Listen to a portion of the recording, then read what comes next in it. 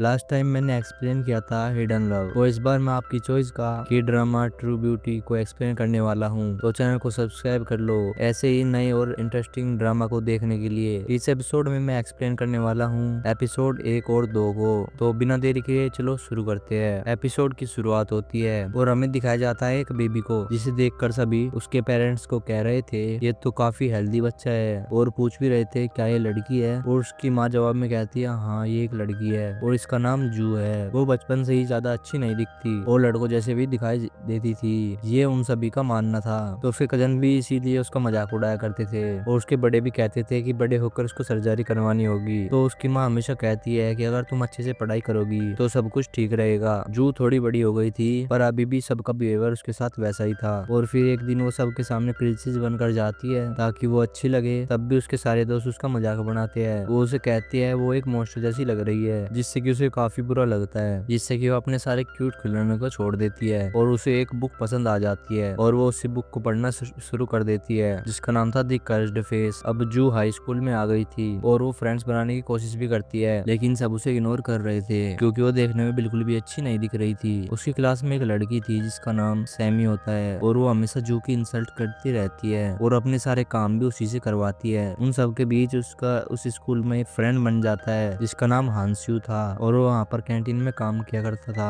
और जू को लगने लगता है कि शायद हांस्यू उसे पसंद करता है। और अगले सीन में हम देखते हैं कि जू अपने किचन में थी, कुकीज बना रही थी जिन्हें कि वो एक बॉक्स में पैक कर देती है। उसी समय उसकी माँ भी उसे डांट रही थी क्योंकि उसके ग्रेड्स भी काफी ज्यादा खराब हो रहे थे और वो अपना ज्यादा टाइम किचन में बिताने लगी थी। जिसके बाद वो एक लेटर लिखती है जो वो हांस्यू को देने वाली थी। उसने उस लेटर को कुकीज वाले बॉक्स में रख दिया था। अगले दिन वो स्कूल जाती है और वो हांसू को प्रपोज करने के लिए बिल्कुल रेडी थी। वो स्कूल जाने के लिए बस में चढ़ती है जहाँ उसे कोई भी सीट नहीं देता, और लेकिन उसी समय सैमी भी उसी बस में आ जाती है। तो सभी उसके लिए जगह बनाने लगते हैं। जो स्कूल पहुंच के अपने गिफ्ट को अपनी बेंच पर रख देती है और वहां से बाहर चली जाती है। उसके जाने के बाद सैमी और उसके फ्रेंड्स उस बॉक्स को ओपन कर लेते हैं और उसके लिखे हुए लेटर को भी पढ़ लेते हैं। उन्हें पता लग जाता है कि वो हंसू को बहुत ज्यादा पसंद करती है और आज वो उसे प्रपोज भी करने वाली है। अब जू हंसू को गिफ्ट देने जाती है और वो उसे बताती है कि वो उसे बहुत ज्यादा पसंद करती है, लेकिन हंसू ने अपना मूड चेंज कर लिया था और हंसू उसका गिफ्ट भी फेंक देता है और इसके साथ साथ वो उसकी इंसल्ट भी करता है। तो उसी समय सैमी और उसके फ्रेंड्स भी वहाँ पर आ गए थे। उन्होंने भी ये सब कुछ देख लिया था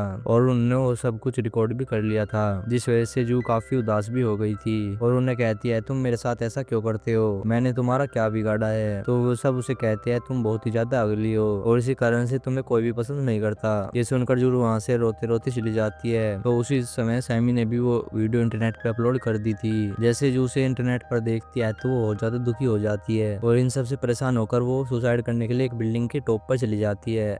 लेकिन वहाँ वो एक एक्टर का पोस्टर देखती है जिसने सुसाइड कर लिया था और लोग उसे काफी ज्यादा विशेष दे रहे थे। ये देखकर जू भी अपना मन बदल लेती है और सुसाइड करने का प्लान बदल लेती है। वो पीछे हटने वाली थी तभी एक लड़का आकर उसे बचा लेता है। इस लड़के का नाम लीसू था, जिसे कि लग रहा था ये लड़की जू जो कि सुसाइड करने वाली है, इसलिए वो उसे बचाने वहां पर पहुंच गया था। लेकिन उसे मालूम नहीं था कि उसने अपना मूड बदल लिया है। उसने जू को बचा तो लिया था पर जू उसका फेस साफ से नहीं देख पा रही थी क्योंकि इन सब के बीच उसके ग्लासेस गिर गए थे। लीसू उसे कहता है कि तुम ये प्रॉब्लम का सामना करना चाहिए, ना कि प्रॉब्लम से भागकर सुसाइड करना चाहिए। जिसके बाद लू नीचे आने लगती है, लेकिन वो सीढ़ियों पर गिर जाती है क्योंकि उसने चश्मा नहीं पहना हुआ था और वो सही से नहीं देख पा रही थी। लीसू जू को सीढ़ियों से नीचे आते देख लेता है और फिर जाकर उसे अपनी पीठ पर बैठा के नीचे ले आता है। अगले सीन में हम देखते हैं कि जैसे जू अपने घर पहुंचती है उसकी माँ वहाँ पर काफी ज्यादा रो रही थी और जू को लगता है कि उसकी माँ उसके लिए रो रही है, लेकिन वो उसके लिए नहीं रो रही थी। वहाँ कुछ और ही बात चल रही थी जो कि उनके घर से रिलेटेड थी। अब वो अपने कमरे में थी और सोच रही थी कि अब वो कल स्कूल कैसे जाएगी और वो स्कूल छोड़ने के बारे में ही सोच रही थी। तभी उसकी माँ और उसकी बहन आपस में बातें कर रहे थे। उसके डैड के लिए कर्जे के चुकाने के लिए उन्हें अपना घर बेचना होगा और दूसरी तरफ जू के फ्रेंड्स उसे बहुत सारे मेकअप ट्यूटोरियल भेज रहे थे। अगले दिन जू स्कूल जाती है और बच्चे उस पर काफी ज्यादा हंस रहे थे क्योंकि उसने काफी ज्यादा वियर्ड सा मेकअप किया हुआ था। और स्कूल के बाद वो घर आती है और उसकी माँ भी उसे देखकर डर जाती है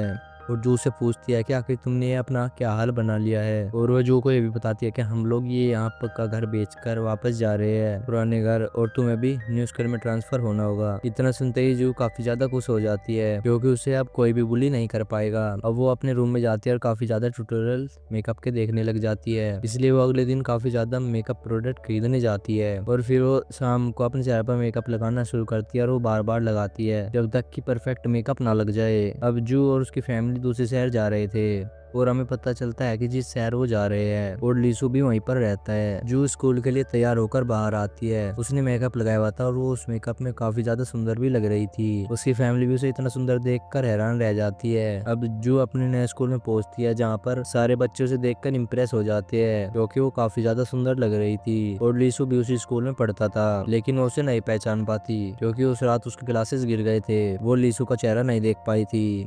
हम देखते हैं कि लीसू लॉबी में जा रहा था और जू उसको चलते चलते टकरा जाती है और उसका सारा मेकअप उसकी कोट पर लग जाता है और उसे साफ करने की कोशिश करती है पर वो साफ ही नहीं हो रहा था। थोड़ी देर बाद जब लीसू अपने कोट पर वह निशान देखता है और वो समझ जाता है कि ये सब जू की वजह से हुआ है और जाकर अपना कोट जू के ऊपर फेंक देता है और उसे कोट साफ करके लाने के लिए बोलता है। अब जू उसका कोट लेकर बाथरूम में जाती है और साफ करने की कोशिश करती है लेकिन वो निशान साफ ही नहीं होता क्योंकि उसका मेकअप वाटर प्रूफ था। अब वह उसे कहती है कि वो उसका कोट ड्राई क्लीन करवा के वापस दे देगी। अब जू अपनी क्लास में जाती है जहाँ सभी उसकी काफी तारीफ करते हैं और नई क्लास में उसके फ्रेंड्स भी बन जाते हैं जिसमें से एक का नाम सुजिन था और उसकी एक फ्रेंड और भी बन जाती है। अब स्कूल खत्म होने के बाद वे तीनों साथ में लंच करने जाते हैं और घूमने फिरने भी जाते हैं। जू ये सब काफी इंजॉय भी कर रही थी क्योंकि उसे कुछ फ्रेंड्स मिल गए थे, इसलिए वो बहुत खुश भी थी। अब जू ने अपने रूम में आकर मेकअप उतार दिया था जिसकी फोटो उसका भाई खींच लेता है। फिर वो आपस में लड़ाई करने लग जाते हैं। वो अपने भाई को वो सारी फोटो डिलीट करने के लिए कहती है जिसपे उसका भाई कहता है